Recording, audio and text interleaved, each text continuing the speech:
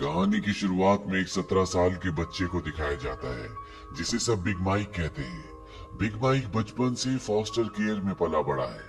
दरअसल अब्रॉड में foster care उसे कहते हैं जो लोग दूसरे के बच्चों को अपने घर में पालते हैं। इसके बदले गवर्नमेंट उन्हें पैसा देती है। बिग माइक को गवर्नमेंट फॉस्टर केयर में बार बार इसलिए भेजती है क्योंकि उसके पिता का कुछ भी पता नहीं होता और उसकी मॉम को ड्रग्स की एडिक्शन होती है, इसीलिए वो उसे पाल नहीं सकती। बिग माइक को जिस भी फॉस्टर केयर में भेजा जाता है वो वहाँ पर ज्यादा दिन तक नहीं टिकता, वहाँ से भाग जाता है। अब एक दिन बिग माइक के दोस्त के डैड अपने बेटे को और बिग माइक को एक पब्लिक स्कूल में लेकर आते हैं। स्कूल का नाम होता है विंगेट क्रिश्चियन स्कूल और स्कूल के जो कोच होते हैं उसे बिग माइक के दोस्त के डैड जानते हैं। वो उस कोच के पास जाते हैं और उससे कहते हैं कि मेरे बेटे को और मेरे बेटे के दोस्त को यहाँ पर एडमिशन चाहिए। वो साफ साफ मना कर देता है। वो कहता है कि ये सब मेरे हाथ में नहीं है। वो कहता है कि दोनों स्पोर्ट्स में बहुत अच्छे हैं, आप एक बार इनका गेम देखिए। और वो कोच को बाहर ले जाता है जहाँ पर बिग माइक और उसका छोटा दोस्त दोनों बास्केटबॉल खेल रहे होते हैं। और जब कोच बिग माइक के शरीर को देखते हैं तो पूरी तरह से हैरान हो जाते हैं। हालांकि वो मात्र 17 साल का है लेकिन उसका शरीर बहुत बलिष्ठ होता है और वो जिस तरह से बास्केटबॉल खेल रहा होता है कोच पूरी तरह से उससे इम्प्रेस्ड हो जाते हैं। वो बोर्ड मेंबर्स के पास जाते हैं। बोर्ड मेंबर्स कहते हैं कि हम इसे एडमिशन नहीं दे सकते क्योंकि इसके ग्रेड्स बहुत कम है, लेकिन कोच उन्हें कन्विंस कर लेते हैं और अब बिग माइक का स्कूल में एडमिशन हो चुका है। लेकिन वो किसी से बात नहीं करता, हमेशा अपने ख्यालों में गुम रहता है और ना ही कोई उससे बात करना चाहता है।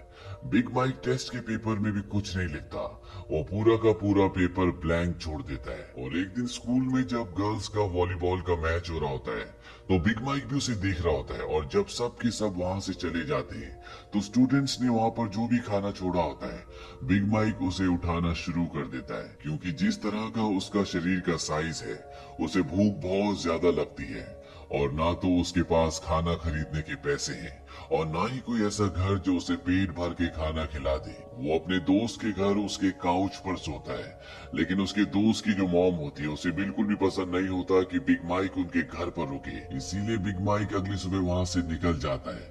बिग माइक जब स्कूल में होता है तो पहली बार उससे कोई बच्चा बात करता है। इस बच्चे का नाम शॉन है, सब इसे एसजे कहते हैं। एसजे बिग माइक से बहुत अच्छी तरह से बात करता है। तभी उसकी मॉम दूर से हॉर्न बजाकर उसे गाड़ी में बुला लेती है। वो अपने बेटे से पूछती है कौन है। उसका बेटा बताता है कि इसका नाम बिग माइक है, इसने 1 महीने पहले यहाँ पर एडमिशन लिया है। और उसी शाम को एसजे, उसकी मॉम और उसके डैड जब गाड़ी से घर जा रहे होते हैं तो वो बिग माइक को देखते हैं जो ठंड से पूरी तरह से कांप रहा होता है। एसजे के डैड बिग माइक को पहचान लेते हैं क्योंकि जब वो वॉलीबॉल के मैच के बाद बचा हुआ खाना उठा रहा था तब उसे एसजे के डैड ने देख लिया था। वो बिग माइक से पूछते कि तुम कहाँ जा रहे हो। बिग माइक कहता है कि जिम। और एसजे के डैड ये सुनने के बाद ड्राइव करके वहां से आगे निकल जाते हैं। लेकिन एसजे की जो मॉम होती है जिनका नाम एन है वो सोच में पड़ जाती है और वो अपने हस्बैंड को कहती है कि गाड़ी को वापस लो। और वो बिग माइक के पास जाती है। वो कहती है कि स्कूल का जिम रात को बंद हो जाता है, बताओ तुम वहां पर क्यों जा रहे हो। माइक कहता है क्योंकि वो गर्म होता है। एन उससे पूछती है क्या तुम्हारे पास रात को रहने के लिए कोई जगह है। बिग माइक कहता है कि नहीं। एन सोच में पड़ जाती है और इसके बाद वो कहती है कि आओ गाड़ी में बैठो और वो उसे अपने घर ले आती है। एन की एक बेटी भी होती है जिसका नाम कॉलिन होता है और कॉलिन भी उसी स्कूल में पढ़ती है जहाँ पर बिग माइक पढ़ता है। एन बिग माइक को कहती है कि गेस्ट हाउस में मेरे बहुत सारे सैंपल्स हैं, इसलिए तुम्हें रात को यही सोफे पर काउच पर सोना होगा। दरअसल एन एक इंटीरियर डिजाइनर है और वो उसे गुड नाइट कहकर अपने कमरे में चली जाती है। पर उसे अभी बिग माइक पर शक होता है। वो अपने पति से पूछती है कि तुम इसे कब से जानते हो। वो कहते हैं कि मैंने सिर्फ एक बार देखा था। वो कहती है कहीं कुछ चुरा तो नहीं लेगा। उसके पति कहते हैं तो हमें सुबह ही पता चलेगा। और जब सुबह एन नीचे जाती है तो वो देखती है कि सोफे पर उसका पिलो, बेडशीट, उसका ब्लैंकेट सब कुछ प्रॉपर तरीके से रखा होता है और बिग माइक वहां से चला गया होता है। वो बाहर जाकर देखती है तो बिग माइक उसके गार्डन के पास होता है। वो उससे पूछती तुम कहाँ जा रहे हो। बिग माइक कहता है कि मुझे नहीं पता। एन कहती कि थैंक्स गिविंग की आज छुट्टी है, क्यों ना तुम थैंक्स गिविंग हमारे साथ मनाओ। और बिग माइक उनके घर पर एक बार फिर से चला जाता है। एन सबको ब्रेकफास्ट लेने के लिए कहती है। सब के सब ब्रेकफास्ट ले लेते हैं और टीवी के सामने जाकर बैठ जाते हैं। बिग माइक अपना ब्रेकफास्ट लेकर डाइनिंग टेबल पर अकेला बैठा होता है और दूर से एन ये देख लेती है। वो समझ जाती है कि उसकी जिंदगी में अकेलापन है और वो टीवी बंद करके अपने पूरे परिवार को कहती कि हम सब डाइनिंग टेबल पर खाना खाएंगे। और वो सब के सब बिग माइक के साथ डाइनिंग टेबल पर बैठकर पहले प्रेयर करते हैं और इसके बाद ये सब वहाँ पर खाना खाते हैं। खाना खाने के बाद एन बिग माइक को अपने साथ ले जाती है और वो उससे पूछती कि मैं तुम्हारे बारे में जानना चाहती हूँ, लेकिन माइक उसे कुछ भी जवाब नहीं देता। एन उससे पूछती कुछ ऐसा है कि जो मुझे तुम्हारे बारे में जानना चाहिए। बिग माइक कहता है कि मुझे बिग माइक नाम बिल्कुल पसंद नहीं है। एन कहती ठीक है, कोई बात नहीं, आज से तुम मेरे लिए माइकल हो, मैं तुम्हें माइकल कहकर बुलाऊंगी। और इसके बाद वो उसे उसकी मॉम के घर के बाहर ले जाती है। बिग माइक अपनी मॉम के घर जाता है और वो देखता है कि वहाँ पर कोर्ट का नोटिस होता है। उसकी मॉम को घर से निकाल दिया गया है क्योंकि उन्होंने कई महीनों से किराया नहीं दिया था। और बिग माइक वापस एक बार फिर से एन की गाड़ी में आकर बैठ जाता है। अब एन माइक को एक स्टोर में ले जाती है जहाँ पर लार्ज क्लोथ्स मिलते हैं और वो उसे बोलती है कि तुम अपने लिए कुछ कपड़े ले लो। हालांकि वो नहीं लेना चाहता, लेकिन उनके कहने पर वो वहां से कुछ कपड़े खरीद लेता है। और अगले दिन वो एन के बेटे एसजे के साथ स्कूल में पहली बार अच्छे कपड़े पहनकर जाता है। और रात को जब वो काउच पर सोने की तैयारी कर रहा होता है तो एन उससे पूछती क्या तुम यहाँ पर कुछ और रातें रुकना चाहते हो? अगर तुम यहाँ पर रुकना चाहते हो तो मुझे तुम्हारे लिए रूम अरेंज करना होगा। माइक यानी कि माइकल कहता है कि मैं यहाँ से कहीं नहीं जाना चाहता। एन कहती ठीक है। एन अगले दिन उसके स्कूल जाती है और उसे पता चलता है कि पढ़ाई में हर सब्जेक्ट में उसके ग्रेड्स बहुत कम है, लेकिन एक ऐसा सब्जेक्ट होता है जिसमें उसने 98% स्कोर किया होता है और वो होता है प्रोटेक्टिव इंस्टिंक्ट। ये देखकर एन हैरान होती है।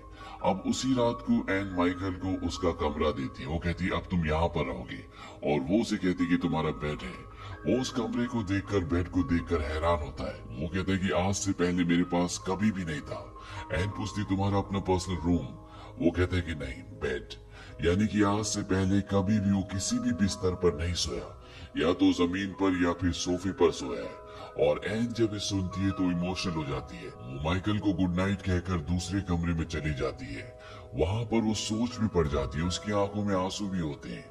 दरअसल उसे एहसास नहीं था कि माइकल ने अपनी जिंदगी में इतना मुश्किल वक्त देखा है। अब यहाँ से माइकल की जिंदगी बदलना शुरू हो जाती है। पढ़ाई पर ध्यान देना शुरू करता है, टीचर्स की बात सुनता है और साथ ही साथ उसके ग्रेड्स भी इम्प्रूव होना शुरू हो जाते हैं। और इसी खुशी में एन की पूरी फैमिली रात को डिनर करने जाती है। माइकल भी अब उनके परिवार का हिस्सा है।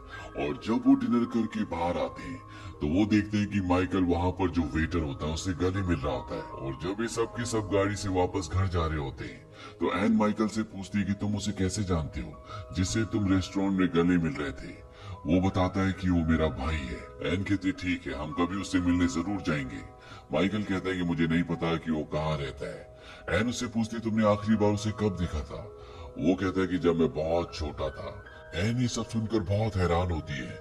उसने कभी ऐसी जिंदगी के बारे में सोचा भी नहीं था कि एक ही शहर में रहने के बावजूद एक भाई अपने भाई से कई सालों बाद मिल रहा है और ना ही उसे उसके घर का पता है। दरअसल माइकल एक बहुत बड़े परिवार में पैदा हुआ था। उसके 11 भाई बहन और हैं। उसकी मॉम पूरी तरह से ड्रग्स में है और वो अपने भाई बहन परिवार के किसी भी सदस्य से टच में नहीं है। उसे नहीं पता कि कौन कहाँ रहता है। लेकिन माइकल की मदद करने के बाद एन की जिंदगी में बहुत बदलाव आना शुरू हो जाते हैं। उसे पहली बार जिंदगी में असली खुशी का एहसास होता है। उसे लगता है कि उसने अपनी जिंदगी में कुछ अच्छा काम किया है। और जब वो क्रिसमस कार्ड के लिए फोटो खिंचवा रहे होते हैं तो उस फोटो फ्रेम में वो माइकल को भी बुलाते हैं क्योंकि वो भी अब उनके परिवार का सदस्य है। लेकिन इस कार्ड को देखने के बाद उनकी सोसाइटी में बातें होना शुरू हो जाती है। एन की दोस्त भी उसका मजाक उड़ाती है। वो कहती है कि फोटो में तुम माइकल के सामने बहुत छोटे लग रहे थे। और वो उसे ये भी कहते हैं कि तुम्हारी बेटी भी उस घर में रहती है, तुम कैसे एक ब्लैक बॉय को अपने घर पर रख सकती हो?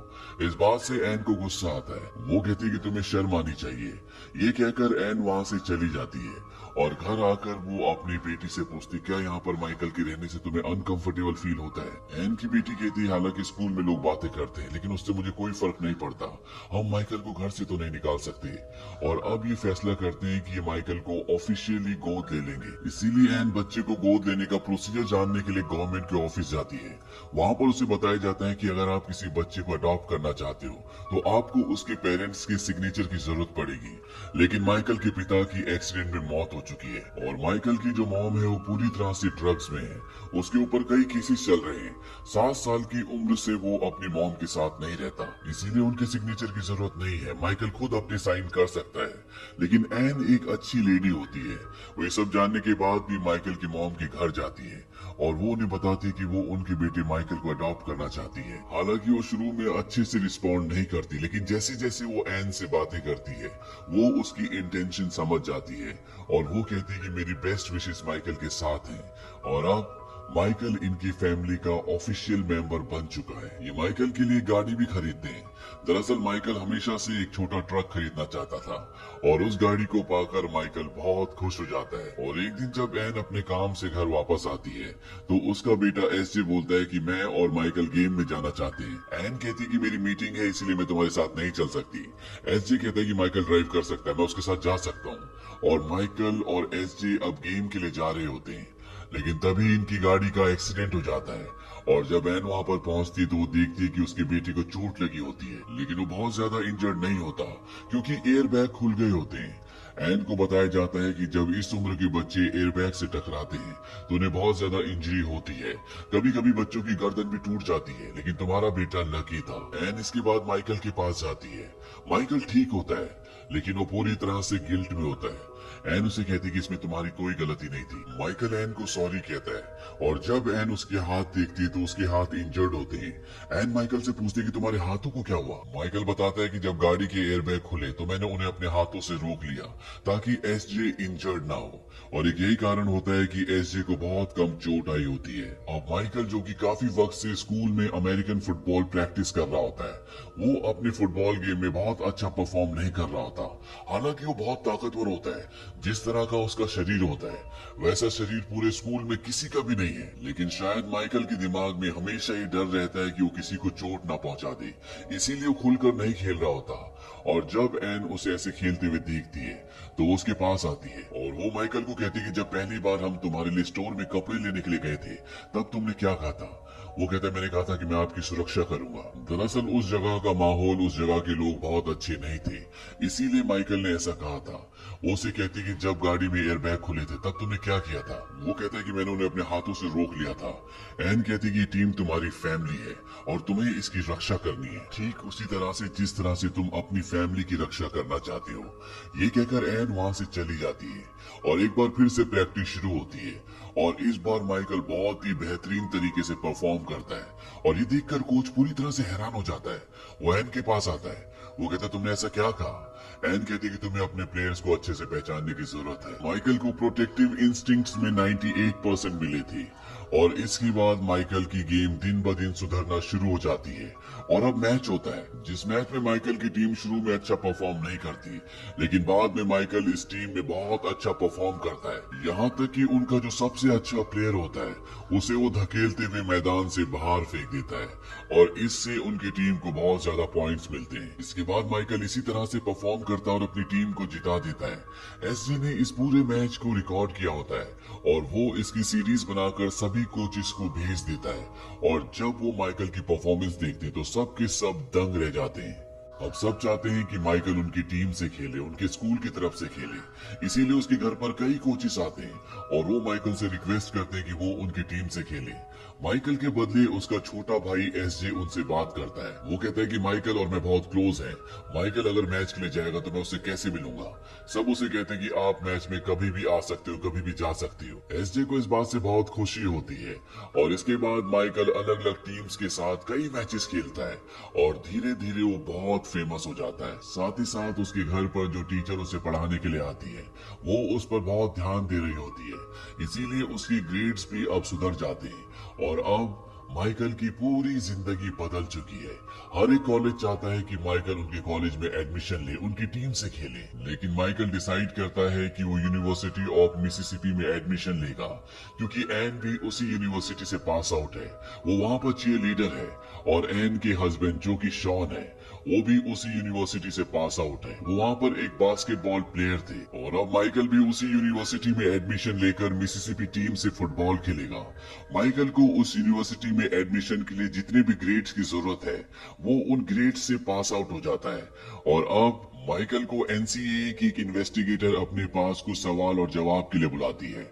एनसीएए एक ऐसी ऑर्गेनाइजेशन है जो हर एक एथलीट का ध्यान रखती है।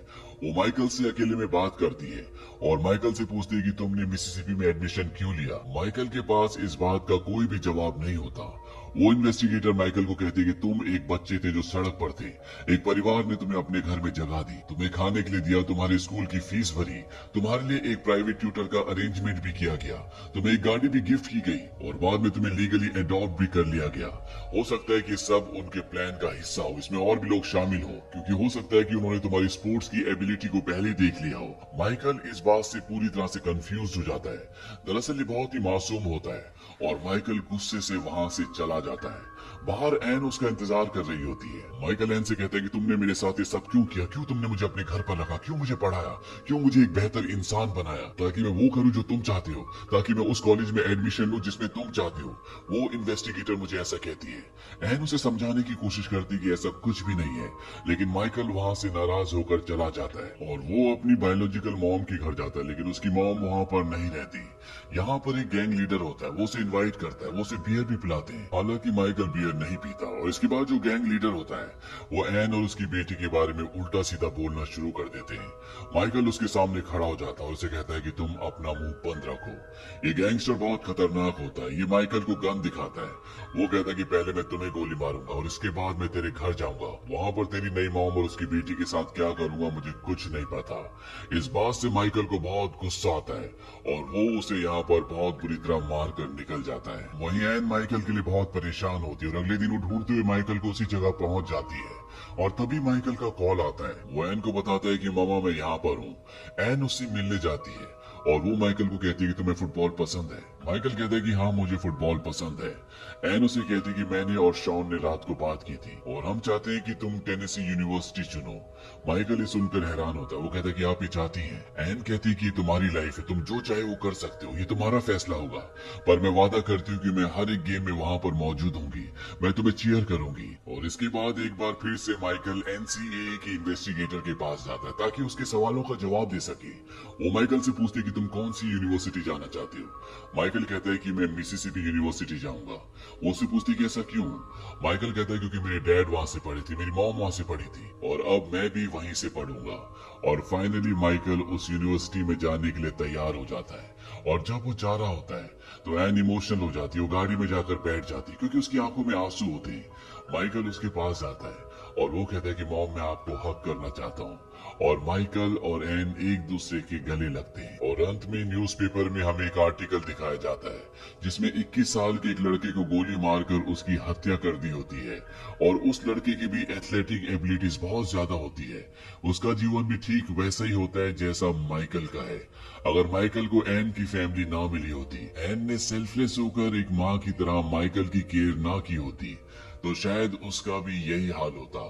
और अंत में हमें माइकल की, एन की और उनके पूरे परिवार की रियल फोटोज दिखाई जाती हैं और बताया